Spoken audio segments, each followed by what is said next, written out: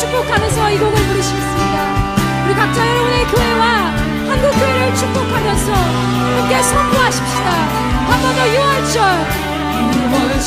어린 양의 피로 나의 삶의 문이 열렸네. 저 어둠의 원색이 이었네. 주 보혈의 능력으로 원수가 날 정죄할 때도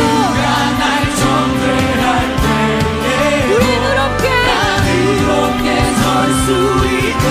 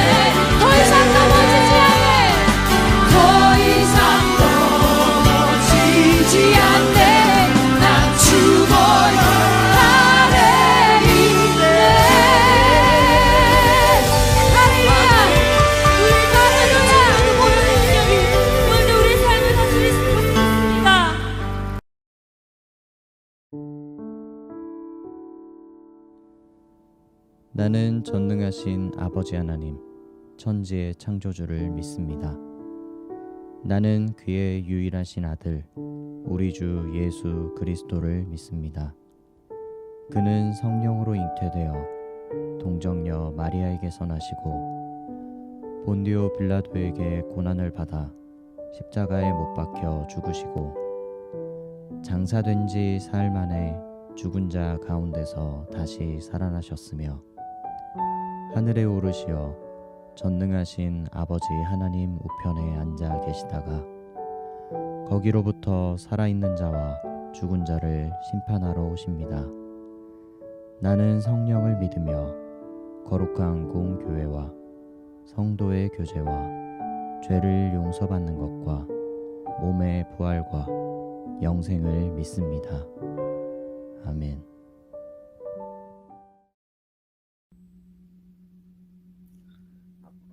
아버지 하나님 감사합니다. 부족하고 허물 많은 저희들을 택하셔서 여기까지 인도하시고 지난 1월과 2월도 부족함 없이 채워주심을 감사드립니다. 코로나로 어려운 상황 가운데에서도 여건을 허락하시사 3월 첫 주부터 함께 모여 예배드릴 수 있게 하심을 또한 감사드립니다. 아버지 하나님, 지금은 우리 한국교회가 안팎으로 여러 가지 문제들로 어려운 시간들을 보내고 있습니다.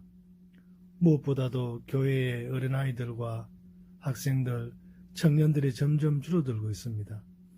이 안타까운 상황들을 바꾸어 주시옵소서.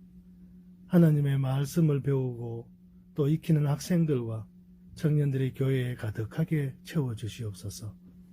그래서 우리의 믿음과 신앙이 다음 세대에 잘 전달될 수 있도록 하여 주시옵소서. 특별히 저희 형제교회 청소년부 학생들을 하나님의 말씀을 더욱 사모하게 하여 주시고 지혜와 명철을 더하셔서 형제교회 청소년부 학생들이 부모가 되고 또 교회의 어른이 되었을 때 이 다음 세대에게 하나님의 말씀을 슬기롭게 잘 가르칠 수 있도록 도와주시옵소서. 아버지 하나님, 이제 3월부터 오랫동안 쉬었던 학교가 개학합니다. 새로운 학년이 시작되고 초등학생이 중학생이 되고 또 중학생이 고등학생이 됩니다. 우리 청소년부 학생들이 새로운 환경에 잘 적응하게 하시고 주님을 믿는 믿음 안에서 좋은 친구들을 많이 만나게 하여 주시옵소서. 어려울 때 서로에게 힘이 되어주고 또 서로에게 위로가 되어주는 그런 사귐이 있게 하여 주시옵소서. 믿음 안에서 더욱 굳건하게 하시고 진리의 말씀으로 흔들리지 않는 저희 형제교회 청소년부가 될 수 있도록 인도하여 주시옵소서. 우리에게 오셔서 우리의 삶의 이유가 되시며 우리를 위하여 죽으심으로 사랑의 확정이 되신 우리의 생명 되신 예수 그리스도 이름으로 기도드립니다. 아멘. 오늘 우리에게 주시는 하나님의 말씀은 구약성경 이사야 53장 1절에서 6절까지의 말씀입니다. 우리가 전한 것을 누가 믿었느냐? 여호와의 팔이 누구에게 나타났느냐? 그는 주 앞에서 자라나기를 연한 순 같고 마른 땅에서 나온 뿌리 같아서 고운 모양도 없고 풍채도 없은즉 우리가 보기에 흠모할 만한 아름다운 것이 없도다. 그는 멸시를 받아 사람들에게 버림받았으며 간고를 많이 겪었으며 질고를 아는 자라. 마치 사람들이 그에게서 얼굴을 가리는 것 같이 멸시를 당하였고 우리도 그를 귀히 여기지 아니하였도다. 그는 실로 우리의 질고를 지고 우리의 슬픔을 당하였거늘 우리는 생각하기를 그는 징벌을 받아 하나님께 맞으며 고난을 당한다 하였노라. 그가 찔림은 우리의 허물 때문이요 그가 상함은 우리의 죄악 때문이라. 그가 징계를 받음으로 우리는 평화를 누리고 그가 채찍에 맞음으로 우리는 나음을 받았도다. 우리는 다 양 같아서 그릇 행하여 각기 제 길로 갔거늘 여호와께서는 우리 모두의 죄악을 그에게 담당시키셨도다. 아멘. 인과응보라는 이 사자성어를 여러분들은 잘 알고 있을 겁니다. 이 사자성어의 뜻이 뭡니까? 행위에 선하게 대한 결과를 후에 받게 된다라는 뜻을 가지고 있습니다. 쉽게 말해서 뿌린 대로 거둔다라는 그 의미를 가지고 있는 사자성어가 바로 인과응보입니다. 이 사자성어를 적용할 수 있는 사례는 정말 너무나 무수하게도 많이 있습니다. 특별히 이 하나님의 말씀인 이 인과응보의 하나님의 말씀 안에서도 이 인과응보에 대한 사례를 어렵지 않게 우리는 찾아볼 수가 있습니다. 특별히 구약 시대를 살아갔던 사람들은 인과응보 이것이 그들의 머릿속을 가득 채우고 있었습니다. 그러니까 그 시대를 살아갔던 사람들은 어떤 사람이 고난을 당하거나 혹은 그 고난을 당하고 있는 그것을 보면서 그 사람이 저런 고난을 받을 만한 죄를 지었기 때문에 저런 고난을 받고 있다라고 생각을 했습니다. 그도 그럴 것이 이스라엘 백성들이 이런 생각들을 가지고 온 배경은 우리가 이스라엘 백성들의 그 살아온 모습들을 보면 알 수가 있습니다. 이스라엘 백성들이 어떤 모습으로 살아왔습니까? 하나님을 떠나 우상을 숭배했습니다.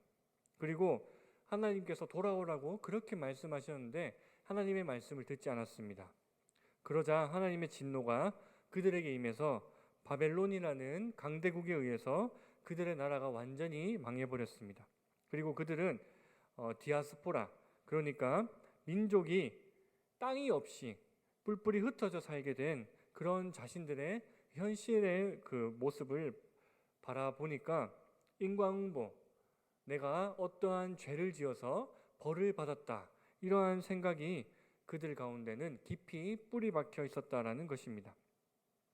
근데 이것은 구약 시대에만 팽배했던 것이 아니라 예수님께서 이 땅에 계실 때에도 이러한 생각들은, 또 이러한 고정관념들은 여전했습니다.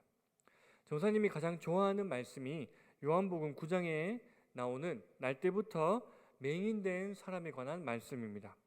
거기에 보면 맹인된 사람이 길에 앉아 있습니다. 그리고 제자들이 예수님께 이렇게 묻습니다. 저 사람이 날 때부터 맹인된 것이 저 사람의 죄 때문입니까? 아니면 저 사람의 부모의 죄 때문입니까? 이 말씀을 보면 예수님 당시에도 또 제자들 또한 이런 인과응보에 대한 어떤 고정관념들이 굉장히 깊이 있게 뿌리 박혔다는 것을 우리가 알 수 있습니다. 우리가 오늘 읽은 이 이사야 말씀은 구약 성경에 기록된 4개의 고난받는 종의 노래 중에 마지막 4번째에 해당하는 말씀입니다. 그리고 이 고난받는 종의 노래, 이 제목에서 알 수 있듯이 오늘 이 본문 말씀에는 고난받는 종이 등장을 하고 있습니다. 그런데 내용을 계속 읽어보면 조금 이상합니다. 오늘 1절, 2절 말씀을 우리 다시 한번 읽어보도록 하겠습니다. 1절 말씀입니다. 우리가 전한 것을 누가 믿었느냐? 여호와의 말이 누구에게 나타났느냐? 그는 주 앞에서 자라나기를 연한 순 같고 마른 땅에서 나온 뿌리 같아서 고운 모양도 없고 풍채도 없은즉 우리가 보기에 흠모할 만한 아름다운 것이 없도다. 인과응보적인 이런 시각을 가지고 이 1절, 2절 말씀을 읽어보면 전혀 말이 안 됩니다. 왜 그렇습니까? 이 말씀 속에 나오는 이 종이 고난을 받을 만한 이유, 그러니까 쉽게 말해서 이 종이 죄를 지은 그 이유에 대해서 전혀 찾아볼 수가 없습니다. 이 시대적인 상황이나 역사적인 정황 같은 것들을 염두에 두고 여기 나오는 종이 어떤 죄를 지었는가에 대해서 아무리 찾으려고 해도 이 종의 이름이 무엇인지, 그리고 어느 시대에 살았던 사람인지, 또 누구의 아들인지 딸인지도 모릅니다. 그러니까 이 종에 대한 어떠한 정보도 알 수가 없습니다. 우리 2절 말씀 다시 한번 더 읽어볼까요? 오늘 본문 2절 말씀입니다. 그는 멸시를 받아 사람들에게 버림을 받았으며 강고를 많이 겪었으며 질고를 하는 자라. 마치 사람들이 그에게서 얼굴을 가리는 것 같이 멸시를 당하였고, 죄송합니다. 2절 말씀입니다. 그는 주 앞에서 자라나기를 연한 순 같고 마른 땅에서 나온 뿌리 같아서 고운 모양도 없고 풍채도 없은즉 우리가 보기에 흠모할 만한 아름다운 것이 없도다. 사람들로부터 주목을 받을 만한 것이 하나도 없었다라는 것이 이 종에 대한 설명의 전부입니다. 자, 우리 이어서 3절 말씀 한번 다시 읽어보도록 하겠습니다. 그는 멸시를 받아 사람들에게 버림을 받았으며 간고를 많이 겪었으며 질고를 아는 자라. 마치 사람들이 그에게서 얼굴을 가리는 것 같이 멸시를 당하였고 우리도 그를 귀히 여기지 아니하였도다. 자, 여기서부터 방금 읽었던 3절 말씀에서부터 인과응보적인 고난, 형벌에 대한 말씀이 나오고 있습니다. 이 종이 고난을 받게 된 이유는 이 종이 죄를 지었거나 혹은 그 부모가 죄를 지어서 고난을 받게 되는 것이 아니다라는 것입니다. 이 종이 고난의 자리에 있는 이유는 바로 저와 여러분 그리고 우리 모두 때문입니다. 이 종은 우리 때문에 사람들에게 버림을 당하고 멸시를 당했습니다. 또 우리 때문에 주먹질을 당하고 욕을 먹고 침뱉음을 당하고 사람들에게 짓밟히며 모진 고문을 당했습니다.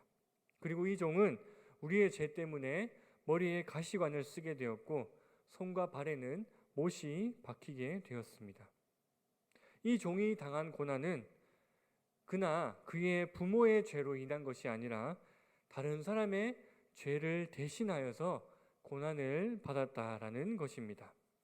이 종이 당한 고난이 우리 때문이다라는 고백을 우리가 하게 되면 순식간에 내가 있어야 할 그 자리에 내가 아닌 다른 누군가가 있게 됨을 우리가 깨닫게 되고 또 나 대신에 고난을 당하는 누군가를 바라보게 됩니다.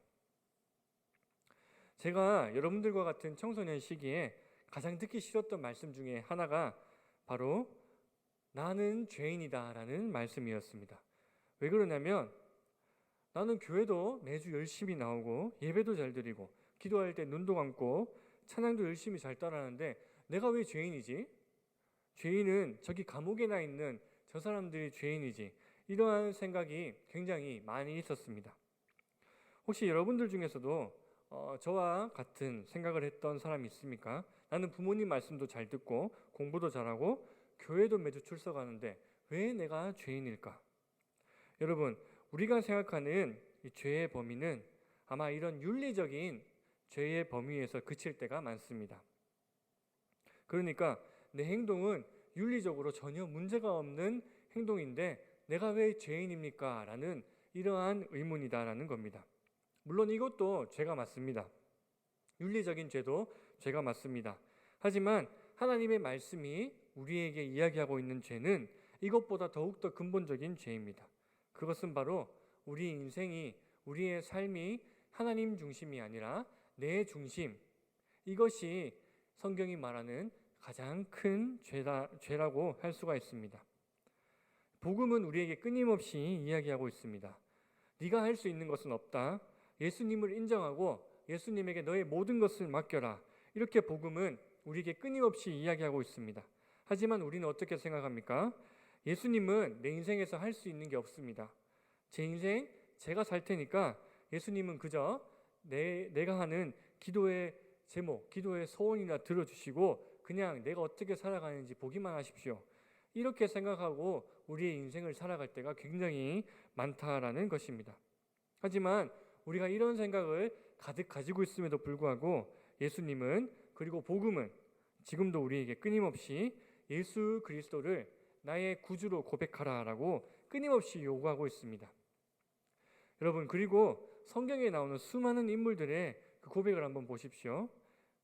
나는 할 수 없지만 예수님은 할 수 있으시고 나는 넘어지지만 예수님은 쓰러진 나를 세우시는 분이십니다 라고 고백했던 성경에 나오는 수많은 인물들의 고백을 한번 보십시오.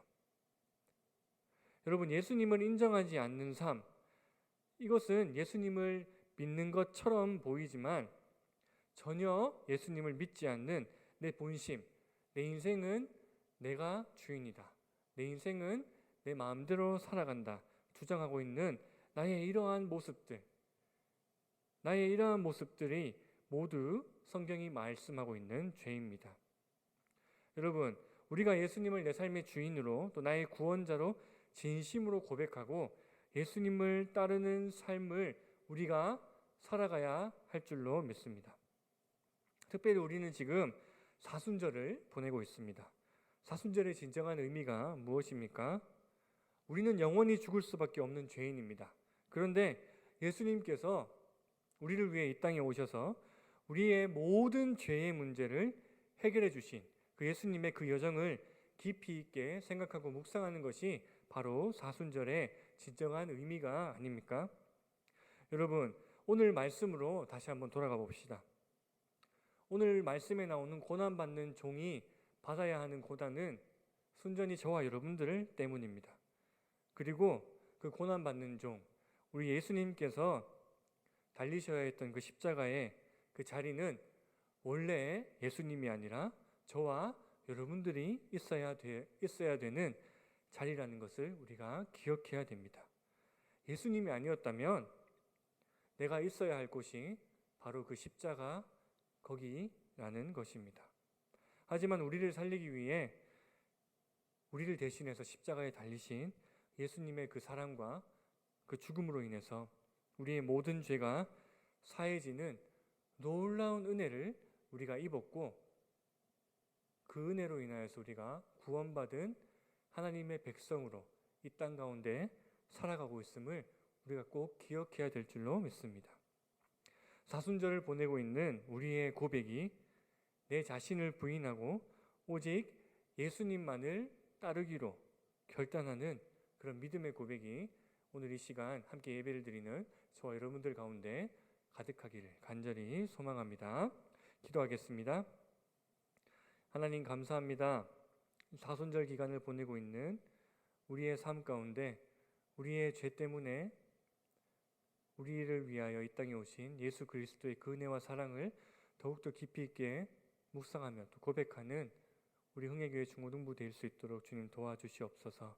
주님 또한 이 사순절을 통하여서 우리의 삶의 고백이 다시 한 번 더 우리 주 예수 그리스도를 나의 구주로 고백하고 우리 주 예수 그리스도를 향한 그 믿음과 그 신뢰를 더욱더 굳건히 할 수 있는 그런 은혜로운 사순절의 이 시간들이 될 수 있도록 도와주시옵소서. 이 모든 말씀 우리 주 예수 그리스도 이름으로 기도드립니다. 아멘.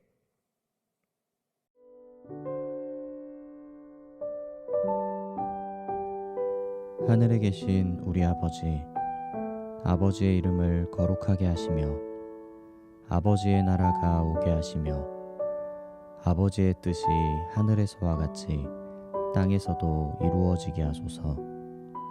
오늘 우리에게 일용할 양식을 주시고 우리가 우리에게 잘못한 사람을 용서하여 준 것 같이 우리 죄를 용서하여 주시고 우리를 시험에 빠지지 않게 하시고 악에서 구하소서.